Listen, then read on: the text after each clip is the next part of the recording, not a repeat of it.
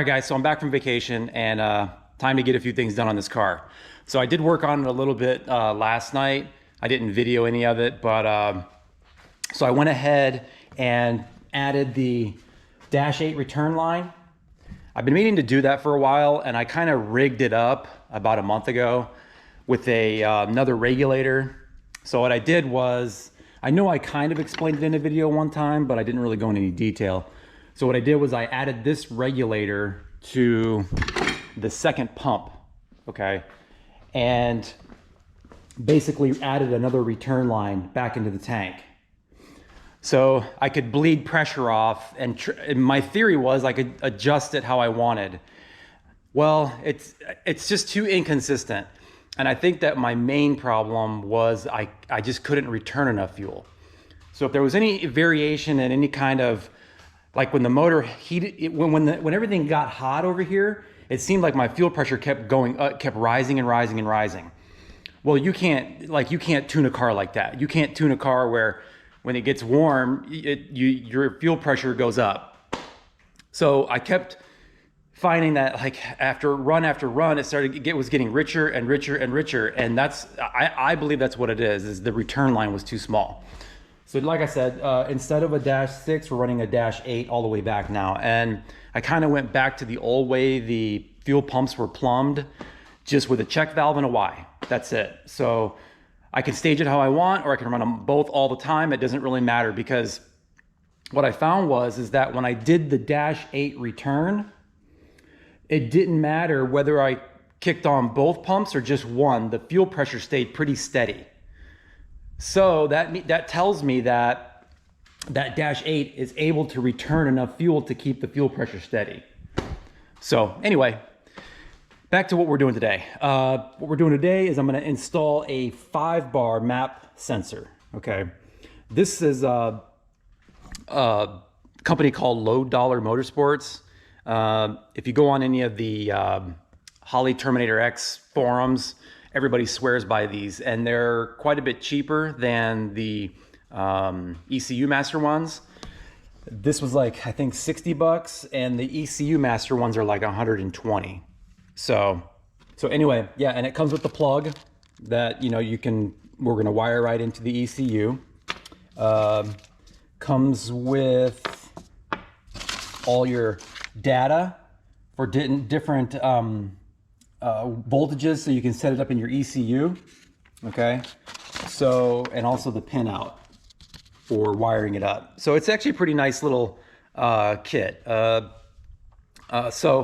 what we're gonna do is I'm going to remote mount the pressure switch, or the map sensor. And one of the reasons is because ever since I solid mounted this motor, meaning I hooked up the mid plate to the chassis itself, it burns out sensors, okay? So you have to remote mount everything. So let me get my flashlight here. So yeah, technically I could tap the intake and just mount it in there, but the sensor will go out pretty quick, because the fuel pressure sensor is right here, okay? And I did have it hooked to the rail before, the back of the rail right there. And that worked for about 1.5 years, okay? But I was on just regular motor mounts. I was on, polyurethane motor mounts. And as soon as I switched to solid motor mounts, the sensor went bad immediately. So it was just shaking it. Whatever is in there, the diaphragm or whatever, it damaged it, okay? So I don't want that to happen to this sensor, so we're gonna remote mount it. So basically the way I have it set up now is, if you're familiar with ECU Master, they have an onboard map sensor that is 4-bar. So that's good to around 40 PSI of boost. Okay, so it's absolute, it would probably be 58 PSI. But you gotta remember that, you gotta take away 1 atmosphere of, from that. You can't just get 58 PSI of boost, you have to take away 1 atmosphere. But anyway, yeah, I have it mounted right here. This is the hard line. I like to use the hard lines. The silicone lines that come with it, I don't use those. I use hard lines because they're more responsive.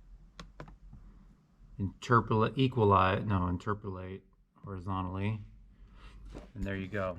See how it makes it linear?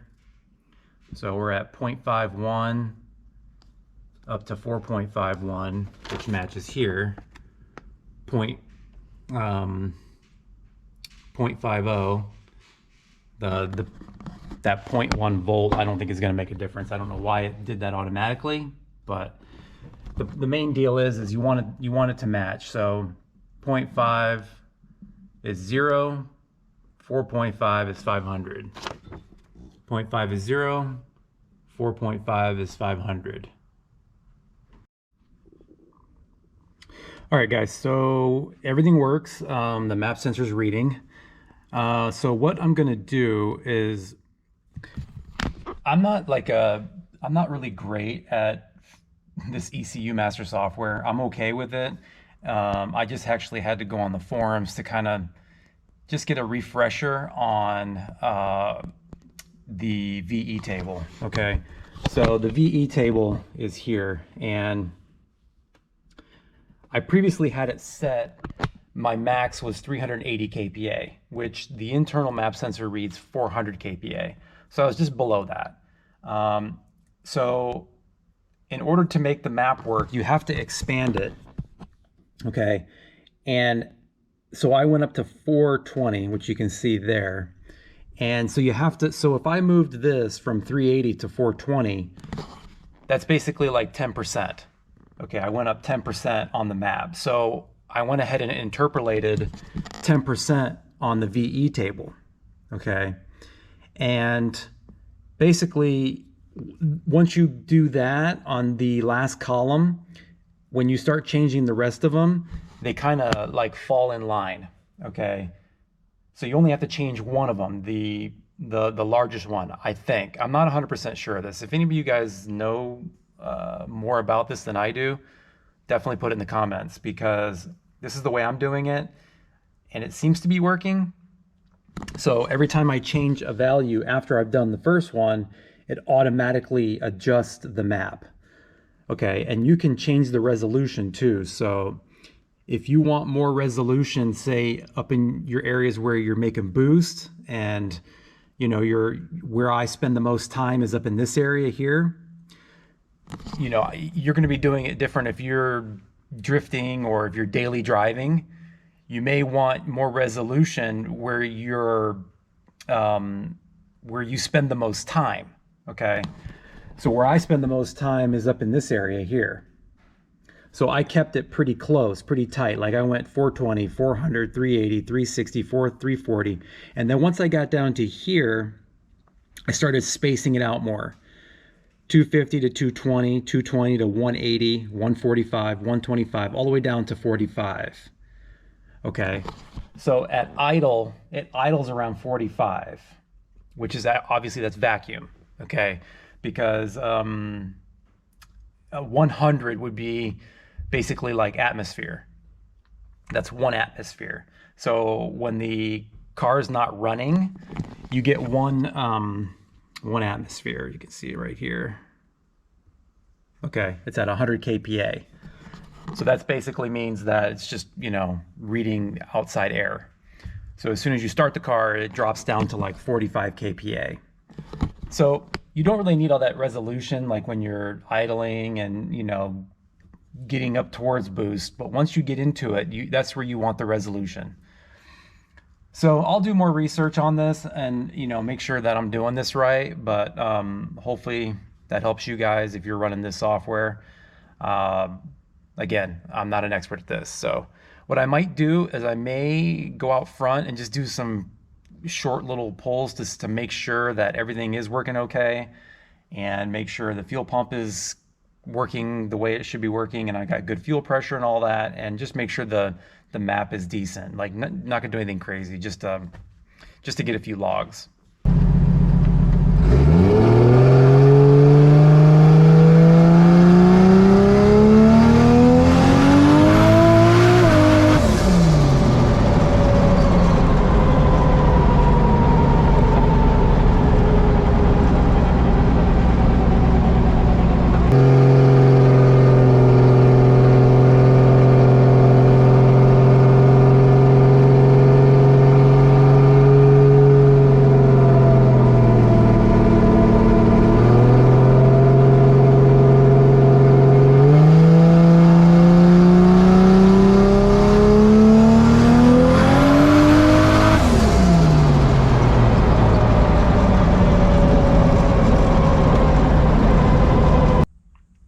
right, so that was a little pull right there, and I wanted to show you guys and kind of go over. I actually did one already and I didn't video it, and then I made a couple adjustments to the tune, but everything seems to be working really good. The fuel pressure is really good. You know, it was a little bit rich, and then we went ahead and leaned it out, and I'm gonna show you how to do that, but we can look at the graph here. This was the pull right here. Got it up to 7,100 RPMs and 364 kPa, which that's around 38 pounds of boost. So making some good boost. And you can see where the lambda is right there. It's at 0.77. So we're still just a touch rich. Okay. Let me back it up. 0.76, 0.75, little rich, 0.78. Back it up a little more, 0.80, 0.81. So I know a lot of people like 0.78 lambda for, you know, full boost, you know, getting into your, you know, your map there. But for whatever reason, this 1J here, it really likes to be a little leaner than that. I've run the best times when this thing is a little lean. So I think in the 8s is better. Like this 0.81 is what I really would like to shoot for. So I may change this target here to 0.8, just so that it just doesn't like being 0.78. It's just too rich for it. I don't know why, but I've watched a lot of videos like High Performance Academy and all that, and they all shoot for that 0.78, but this thing's making more power in the 0.8, 0.81 range. So it is what it is. I mean, it's not, that's not that far off. So anyway, let's go over what we can do here. So what's nice about the ECU Master software is when I hover over a certain area and I'm dragging it down the log, it actually tells me where it's at on the map. Okay, so when I move this, you can see that little crosshatch move around as well. So what you do is if you like it here, you know, it's at 0.81, I'm going to leave all that. 0.83, that's a little rich, so I can go ahead and like mess around with that in this area, lower it down a little bit, drop it down a few numbers to get that a little leaner. And then when we get into this area where it really gets rich, right down in there, you can see where it's at, up in this area here. So all you do is you say, okay, we're rich in these cells here. So you just highlight those cells. Okay, I'm trying to do this with one hand. And we take a little fuel out. You just hit the minus button. I'll hit it twice. That's what I did earlier. And when I hit the minus button twice, it usually takes out about 0.2, 0.3. So that would bring me right back up into the 0.8 range, okay? And I'm gonna assume, okay, I'm gonna assume that it's gonna be rich, you know, out here too. Even though I didn't get into that area, I'm gonna assume it's rich there too, because it's following the same path. It's like it's linear. If I do make more boost, it's gonna stay rich. So I can go ahead and I can do the same with all this too. Okay, I can go ahead and hit minus on that twice. So anyway, yeah, another thing I also do when I'm doing these little pulls and making adjustments to the tune is I turn off the fuel correction. So there's a right over here in fueling, the EGO feedback. I disable that. Okay, I uncheck it because I want to know exactly what it's doing. I don't want the ECU to be correcting the fuel for me. Then I don't know, you know, exactly where it should be. When you turn it off, you're getting an actual, you know, what it's actually doing. Okay, so then obviously when you go and run it, or you take it to the track or whatever, you turn the feedback on, the feedback loop on, so that it's trimming the fuels, obviously, because that's where you need it. That's where you want it to be trimming, okay? So another thing we can do is we can check the duty cycle. Go to log, fueling, and like again, when I run my cursor over the log, it's giving me different, it's telling me what's happening over here. So let's go to where it's making good boost at 6,600 RPMs. The injector duty cycle is at 87%. Okay, now that seems like it's pretty high, but it's actually not, because we're still rich, right? We're still in 0.78 and it's going even richer there. Okay, so when I get that to where I want in the 0.8 range, that duty cycle is going to come down. It's going to be probably 78% duty cycle. Okay, which still gives me some decent room to, to add more boost or whatever. But that's another thing you want to look at, is injector duty cycle. So with this little rich tune-up pull here, we were at some pretty decent duty cycle. Even when it got really rich down here, 7.75, we were at 95% duty cycle. Okay, so it was dumping a lot of fuel. Again, that's way too rich. When you lean it up, lean it out, that duty cycle is going to come down. Okay, and also that your duty cycle also has to do with your fuel pressure. Okay, so you want to cross-reference your fuel pressure with duty cycle. If you raise your fuel pressure, obviously it's gonna change some things in the map. So if you raise your fuel pressure across the board, you're gonna basically richen up the entire map. And you can do that, raise your fuel pressure, lean out your map a little bit, and that'll also bring your duty cycle down. So, but there's a limit. I'm already at 5.5 bar of fuel pressure, and it's staying really consistent, which is, I'm very happy with that. So the -8 return line actually really helped. Okay, so you can see it's staying very steady, 5.5. Hopefully y'all can see that. So yeah, I'm pretty happy with the way everything looks right now. And yeah, so in the future, like when we start making more boost, I'm not going to be using a lot of that map sensor's capabilities. It's capable of 500 kPa, and I only have the map set at 420, and we're only at 360. So we'll run out of injector right at 400. We'll totally run out of injector. So we need bigger injectors, but I'm not going to push this 1J much past that. That's pretty much, we're getting in the 42 pounds of boost area, and that's a lot for a stock 1J. So anyway, sorry for the rambling. I know that this was a lot and a lot of information. Hopefully it helps somebody. And if you guys have any tips or tricks, and you know more than I do, just let me know in the comments. But anyway, that's gonna do it, guys. Check y'all later.